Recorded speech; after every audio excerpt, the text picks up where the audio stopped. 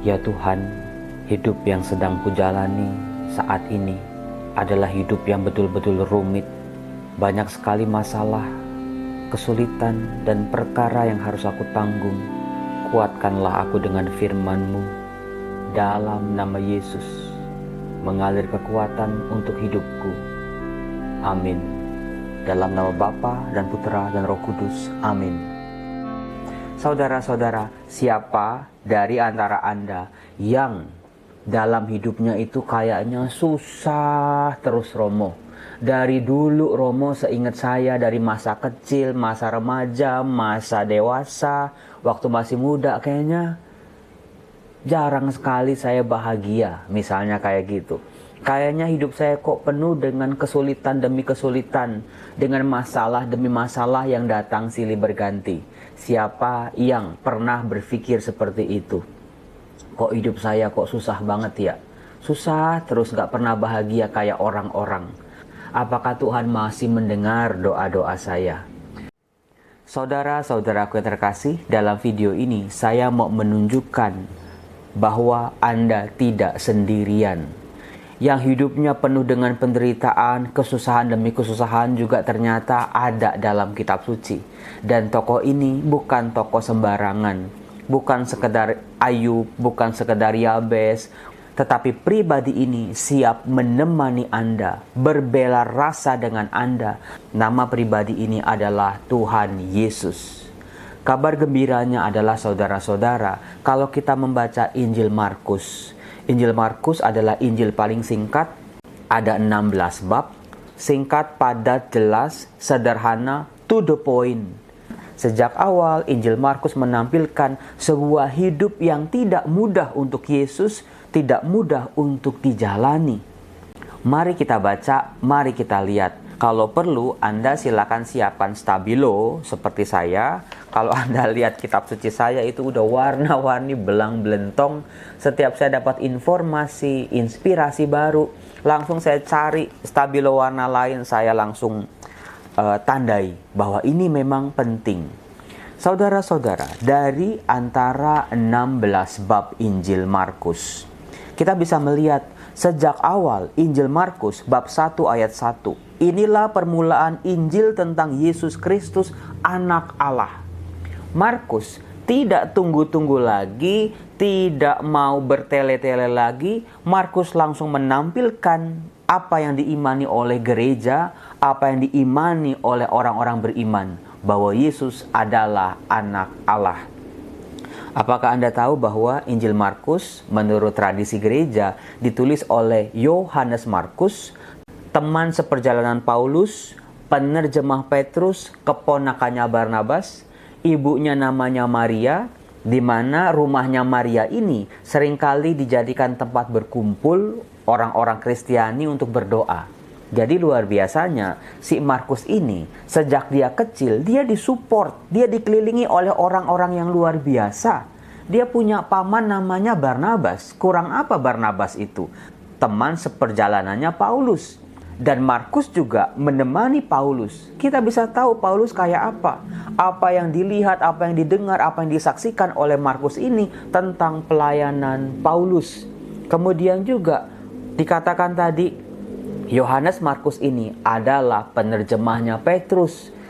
Artinya saudaraku, informasi tentang Yesus Kristus yang diterima oleh Yohanes Markus ini adalah informasi yang tepat, kredibel, bisa dipercaya karena langsung dari orang pertama, dari Petrus sendiri, murid Yesus yang memang sudah diajak oleh Yesus selama 3 tahun untuk mengembara, mendengar, menyaksikan, melihat apa yang dilakukan oleh Yesus.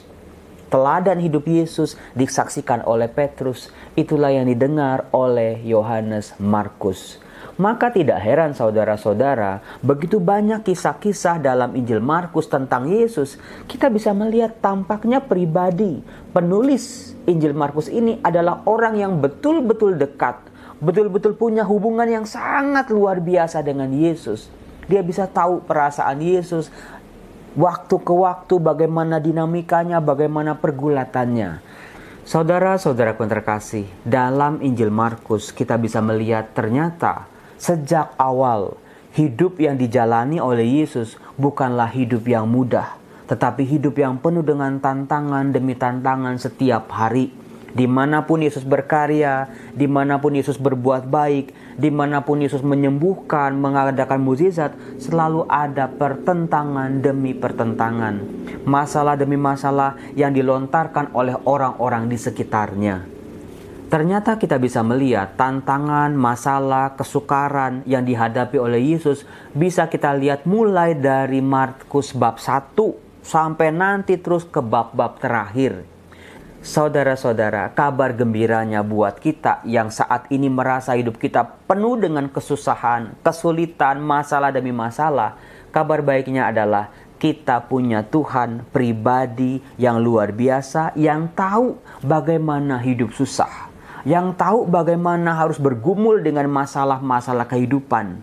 Dengan pribadi yang luar biasa, yang menjalani masalah demi masalah dalam kehidupannya dengan tenang, tetap berpegang pada kehendak dan perintah Bapanya. Tetapi bukan berarti hidup kita sebagai murid-murid Yesus harus berkubek-kubek pada kesulitan demi kesulitan terus dari lahir sampai mati. Bukan seperti itu. Ada kabar gembira yang mau saya sampaikan.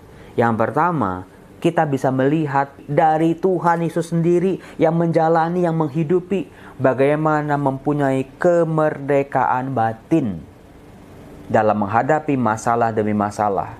Masalah akan selalu ada dari manapun, kapanpun, kita siap maupun kita tidak siap. Tetapi bagaimana kita sebagai orang beriman dalam mencari jalan keluar dari masalah-masalah itu, kita bisa berpegang pada kehendak Bapa. Tetap tenang, tidak hancur dengan masalah-masalah itu, punya kemerdekaan batin. Tidak terikat pada materi-materi meskipun materi itu penting dalam kehidupan kita. Lalu yang kedua, Tuhan Yesus bukan hanya menyuruh kita, ayo keluar dari masalahmu, ayo cari jalan keluar. Tidak. Tetapi dengan teladan hidupnya, cara Yesus menghadapi masalah demi masalah, kita bisa mempunyai kekuatan untuk mencontoh Dia, sehingga kita pun yang mengikuti Yesus, mengikuti teladannya, bisa juga keluar dari masalah-masalah yang mendera kehidupan kita. Saudara-saudara, penderitaan wafat bukanlah akhir dari hidup Yesus. Bukanlah akhir juga bagi para pengikutnya. Ada kebahagiaan, ada keselamatan, ada penebusan, ada kebangkitan. Itulah tujuan hidup setiap orang-orang Kristiani. Tantangan yang dialami oleh Yesus, kita bisa lihat datang dari berbagai macam penjuru. Misalnya, tantangan yang pertama saja langsung datang dari roh jahat. Di awal karya Yesus, ketika Yesus belum banyak berinteraksi dengan orang banyak, belum banyak mengajar, belum banyak berkarya, roh jahat sudah mencoba membongkar siapa identitas Yesus di depan orang banyak, bahwa Yesus adalah anak Allah.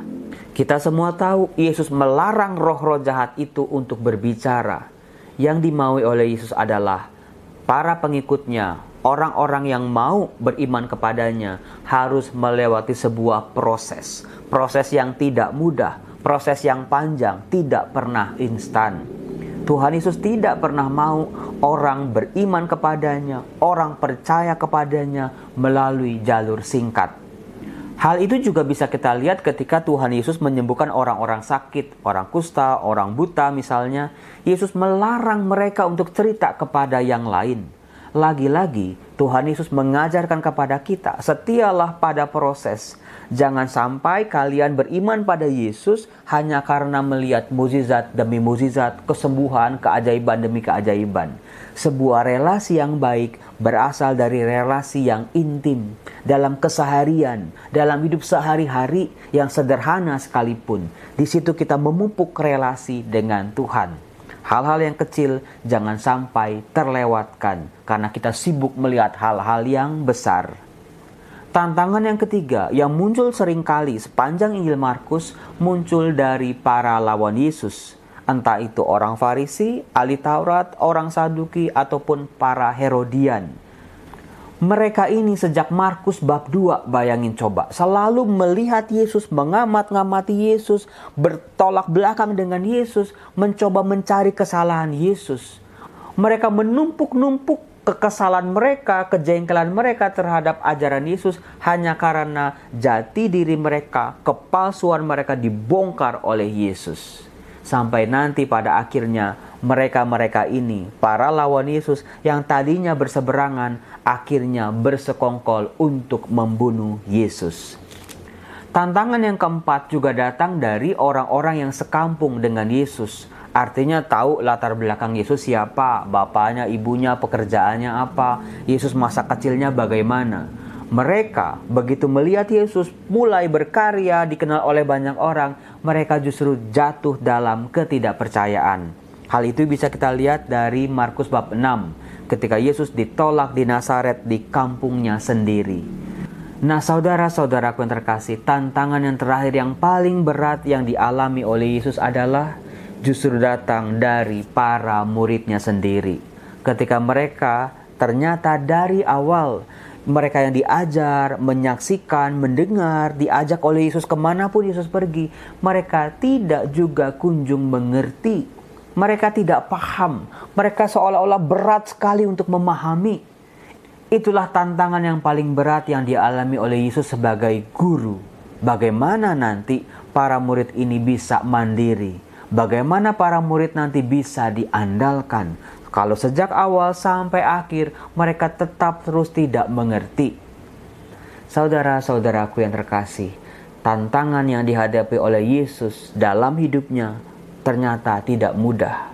Itulah yang menjadi cerminan dari hidup kita sebagai orang-orang Kristiani.